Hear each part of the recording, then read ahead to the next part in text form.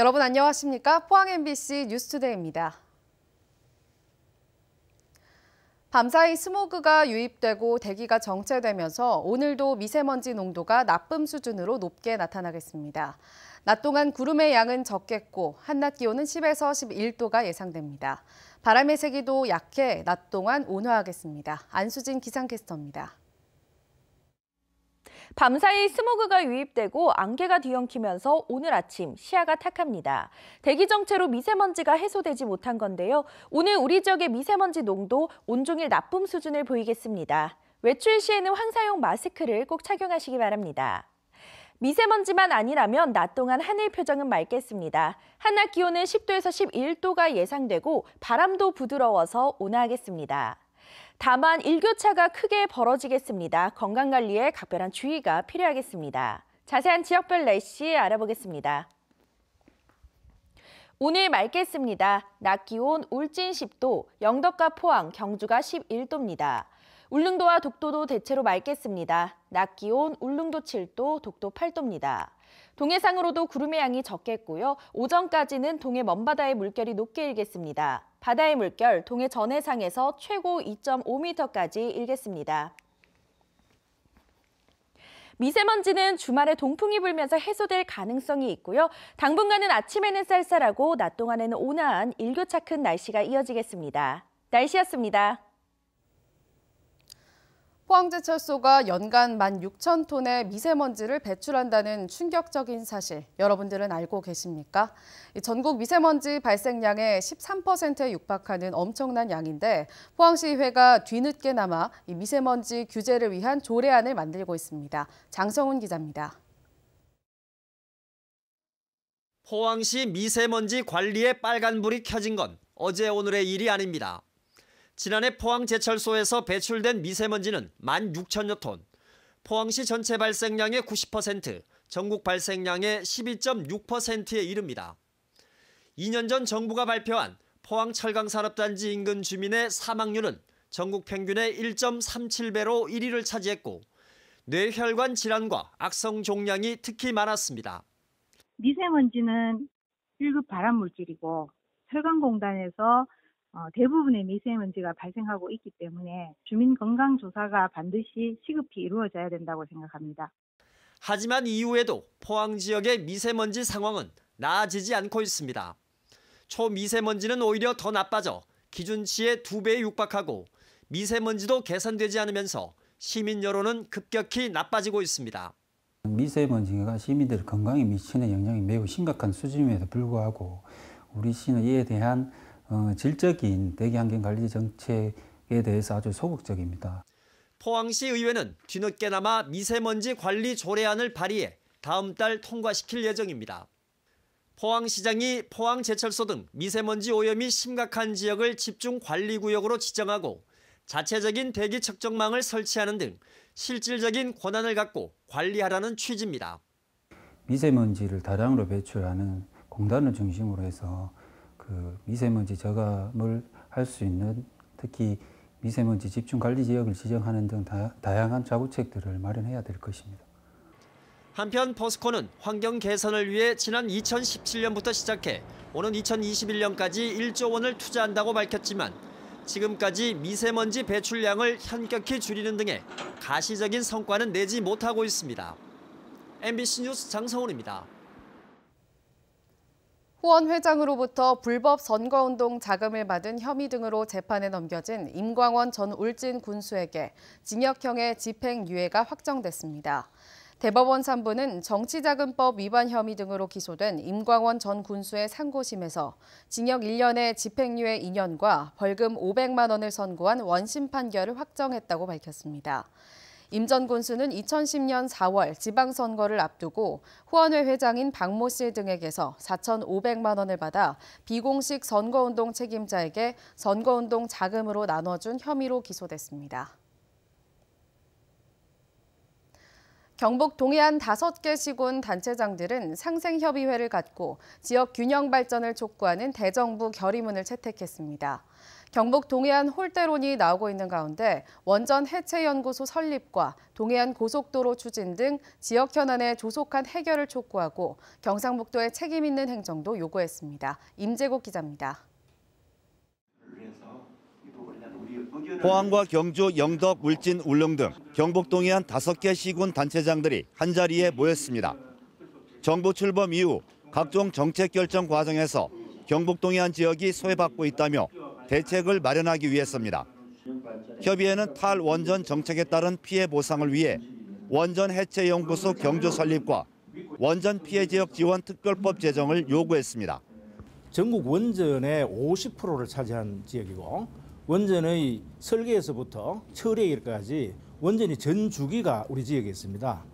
지리적으로도 그 중심에 있기 때문에 원해현이 우리 경주에 오는 것은 당연한 일입니다. 특히 신북방 정책 추진과 환동의 경제 개발을 위해 영일만 대교를 포함한 동해안 고속도로 조기 건설이 시급하다고 주장했습니다.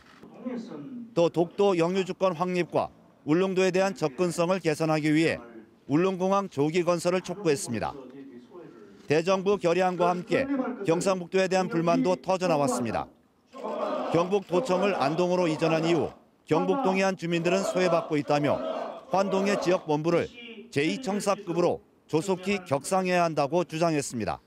현재 있는 조직이 너무 미약하기 때문에 앞으로 2청사 개념으로까지 격상시켜서 동해안 주민들에 대한 실질적인 도청 정책이 이루어질 수 있도록 뒷받침하는 것이 절실합니다.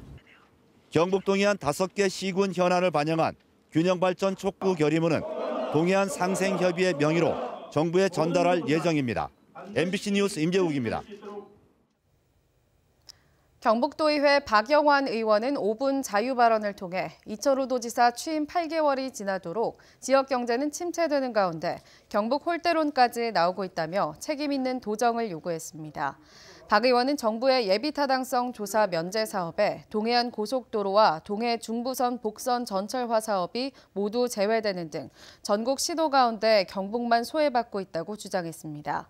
또 경북도와 경주시가 7년간 공들인 원전 해체 연구소마저 유치가 불투명한 것으로 알려지고 있는데 도 차원의 대책은 과연 무엇이냐며 따져 묻고 이철우 도지사에게 특단의 대책을 강구하라고 촉구했습니다. 자유한국당 전당대회가 일주일 앞으로 다가왔는데 새 지도부 구성 여부보다 극우 행태에 더 관심이 쏠리고 있습니다. 중도 개혁과 보수 혁신은 물 건너갔고 마지막일 수도 있는 쇄신의 기회마저 놓칠 것이란 전망이 나오고 있습니다. 보도에 조재한 기자입니다. 최근 자유한국당에 입당하겠다는 사람이 많이 늘고 있습니다. 당 지지율이 바닥인 상황에서 다행스럽게 여길 만은 없습니다. 당 쇄신의 걸림돌이 될 수도 있다는 분석입니다. 지난해 10월 전당대회를 앞두고 태극기 부대 등 극우층이 조직적으로 가입한다는 걱정이 나왔습니다. 한국당은 바닥이던 지지율이 오른다며 별 대수롭지 않게 여겼지만 독이 되어 돌아왔습니다. 전당대회 합동연설에는 극우층이 장악해 욕설과 고성으로 얼룩졌고 선거 결과에도 적잖은 영향을 줄 것으로 보입니다. 저보다 한참 좀 그때가 제일 많더라고. 일단 결집이 돼 있으니까 얼마만큼 거기 이제 표점을 가냐 그게 문제죠. 이대로 가다가는 보수 통합이 아니라 오히려 당 분열을 가속할 것이란 지적을 받습니다. 힘을 주겠구나 이런 모습을 보여드려야 되는데 두 차례 합동 연설을 하면서 그것이 당에 과연 진정한 그런 화합이나 통합을 위한 길을 가는가 나는 의문을 많이 가지고 있는 사람이에요. 정권을 잃고 지지율이 추락을 거듭하자 자유한국당은 보수 혁신을 선언했지만 전당대회가 코앞에 다가온 가운데 개혁은 고사하고 급진 우경화에 휘청이고 있습니다. MBC 뉴스 조재한입니다. 유치원 원화 감소를 이유로 경주의 사립유치원 한 곳이 폐원을 신청했습니다. 경주교육청은 성건동에 있는 한 유치원이 지난 1일 폐원을 신청했고 감사를 통해 폐원 인가 여부를 결정하겠다고 밝혔습니다. 유치원 측은 운영에 어려움을 폐원 사유로 들었는데 올해 원생 모집에 2명밖에 오지 않은 것으로 알려졌습니다. 경주교육청은 지난해에 비해 관내 유치원생이 130여 명 줄었다며 앞으로 유치원 폐원은 이어질 것으로 예상했습니다. 한편 폐원을 신청한 도내 사립유치원은 경주 한 곳을 포함해 4곳입니다. 지방 소멸에 대한 특단의 대책이죠. 경상북도가 의성에 외지 청년을 유치해 마을을 만드는 이웃사촌 시범마을 조성 사업을 하고 있는데요. 우리 지역으로 봐서는 절박한 사업인데도 외부뿐 아니라 내부에서조차 제대로 알려지지 않아 공감대를 얻지 못하고 있습니다. 정동원 기자입니다. 의성군 안계면에 주거단지를 만들고 딸기 스마트팜, 창업, 창농 같은 일자리를 함께 제공해 외지 청년 300세대를 유입시킨다는 이웃사촌 시범마을 조성사업. 청년들이 도는 일자리를 만들어주고 그 청년들이 여기서 살 수 있는 주거 공간, 그 문화시설, 그 의료시설, 교육시설 이런 것들을 도시처럼 만들어서 이웃 사촌들이 도와가며 사는 그런 마을을 만들어서 그 사라지는 농촌을 살아나는 농촌으로 만드는 것이 목적입니다. 여기에 총 1,700억 원이 투입됩니다. 지방 소멸을 지방 차원에서 풀어보자는 거대하면서도 쉽지 않은 실험 프로젝트지만 외지 청년들을 데려온다면서도 외지는커녕 도내에서조차 이 사업을 잘 모릅니다. 기본 구상 단계임을 감안해도 공감대 형성이 돼 있지 않아 왜 의성에만 혜택을 주느냐는 볼멘 목소리도 나옵니다. 이 때문에 이웃사촌 시범마을 사업의 과정들을 전국적으로 보여주는 홍보 프로그램이 필요하다는 지적이 제기됩니다. 진정성에 대한 공감과 그러한 것들에 대한 그 대외적 감동을 만들어낼 수 있을 때 이러한 사업들이 좀 더 힘을 받을 수 있지 않나 생각합니다. 1,700억 원이란 돈으로 집과 일자리를 주고 도시 청년들을 사온다는 도덕적 해이 비판을 미리 차단하는 효과도 있습니다. 그 연장선상에서 앞으로 채워가야 할 이 사업의 콘텐츠도 학교를 육아시설로 활용하는 등의 지역사회 몸부림을 담아야 한다는 지적이 설득력 있게 다가옵니다.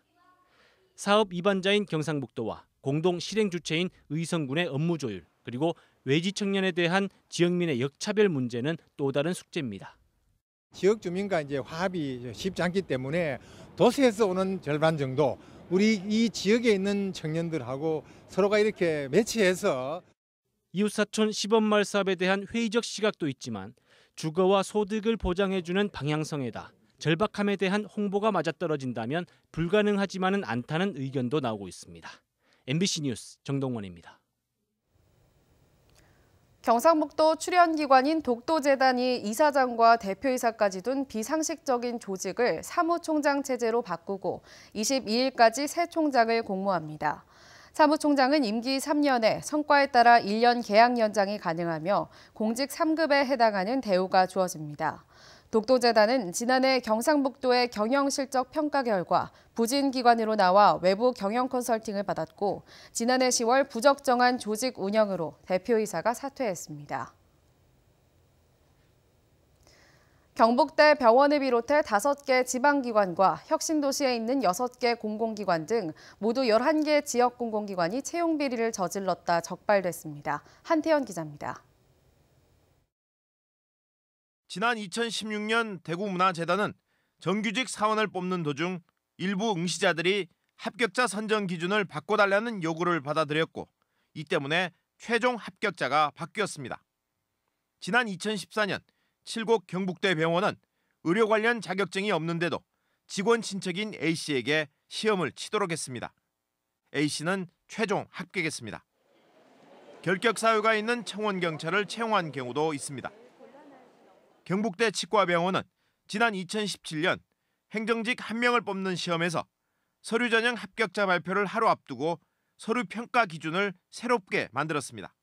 블라인드 채용을 처음 하다 보니까 그 평가를 기준을 처음 만든 거예요. 채용 일정이 빠듯하니까 결제가 완료되기 전에 이제 먼저 이원들께 알려드린 거예요. 이 기준이라고. 김천 혁신도시에 있는 한국건설관리공사는 지난 2016년 선정 기준을 무시하고 근무 성적 평가 기준 점수에 미치지 않는 계약직을 일반직으로 바꿨습니다. 정부 관계부처가 최근 석 달 동안 공공기관 채용 실태를 조사했더니 대구와 경북에서는 경북대 병원을 비롯해 경북대 치과병원, 대구문화재단, 대구경북연구원, 김천의료원 등 5개 기관이 적발됐습니다. 한국가스공사, 한국건설관리공사 등 대구 경북 혁신도시 정부기관 6곳도 채용 비리가 드러났습니다. 이번 조사를 통해 적발된 임직원과 관련 부정 합격자는 엄중하게 제재하고 채용 비리 피해자는 최대한 구제한다라고 하는 원칙하에 절제하고 신속하게 후속 조치를 완료하겠습니다. 정부는 부정청탁이나 부정지시와 같은 비리 혐의가 짙은 경우에는 수사를 의뢰하고 채용 과정에서 과실이나 착오가 있는 나머지 기관에는 징계를 요구하기로 했습니다. MBC 뉴스 한태현입니다. 경주시는 올해 벚꽃 마라톤 대회를 4월 6일 개최하기로 결정하고 다음 달 15일까지 온라인 접수를 실시합니다. 올해 대회에는 국내외 마라톤 동호인 등 12,000여 명을 접수받고 풀코스와 하프코스, 10km, 5km 건강 달리기 4개 종목으로 치러집니다. 또 벚꽃 마라톤 대회 전야제를 겸한 제3회 경주 벚꽃 축제가 4월 5일부터 9일까지 보문단지와 동부사적지 일원에서 열립니다. 2가지 이상의 재생에너지원을 동시에 설치해 에너지 자립마을을 만들려는 시도가 지역에서 구체화되고 있습니다. 설치비의 90%는 정부와 지자체에서 지원해주기 때문에 주민들의 경제적 부담이 적은 것도 장점입니다. 이규설 기자입니다. 포항시 신광면의 한 가정집, 은퇴 후 전원 생활을 하는 최상호 씨 부부는 전기요금 걱정 없이 마음껏 가전제품을 사용하고 있습니다. 지붕에는 태양광 모듈을 설치했고 앞마당에는 지열 보일러용 관을 묻은 덕분에 난방비 걱정도 없습니다. 전기세 옛날에는 5만 원 이상 났어요. 지금은 3,600에서 3,300에서 나오더라고요. 이 집에서는 태양광과 지열 이렇게 2가지 에너지원을 동시에 사용하고 있는 겁니다. 포항시 월포리의 한 상가 옥상에는 2개의 구조물이 설치되어 있습니다. 위의 것은 태양광 모듈이고 아래의 것은 태양열 지별판입니다. 태양광은 비대너지를 이용해 전기를 생산하기 때문에 전기 요금이 절감되고 태양열은 열을 모으는 장치여서 난방비가 절약됩니다. 경주시 양남복지회관에는 태양광 패널과 해수열 펌프를 동시에 설치해 연료비의 85%를 줄였습니다. 이처럼 여러 가지 재생에너지원 가운데 2개 이상을 적용하는 신재생에너지 융복합 지원 사업에 선정되면 설치 비용의 90%를 정부와 지자체에서 지원해 줍니다. 예, 국가사업 같은 경우는 5년간 무상 서비스가 되기 때문에 사후 관리가 좀 신경이 들 수 있는 그런 부분이 있을 겁니다. 업계에서는 태양광 모듈의 수명은 25년, 지열 보일러의 수명은 약 30년이라고 설명하고 있습니다. 하지만 예산이 한정되어 있어 올해 신재생에너지 융복합 지원 사업은 포항시 흥예읍과 경산, 영덕, 청도 지역에만 시행됩니다. 경상북도는 예산을 추가로 확보해 사업 대상 지역을 늘려갈 계획입니다. MBC 뉴스 이규설입니다. 한수원은 국립해양조사원의 국가해양관측망과 원전 앞바다의 해양정보 공유를 확대하기로 했습니다. 한수원은 원전 연안으로부터 1에서 2km 떨어진 해상의 수온과 풍향, 풍속 등 10개 항목의 해양 환경 정보를 국립수산과학원과 국립해양조사원에 제공하고 해양정보 서비스를 강화한다고 밝혔습니다. 한수원은 해양 신재생에너지 개발은 물론 수산 양식 재해 저감 연구에도 활용될 것으로 기대된다고 밝혔습니다.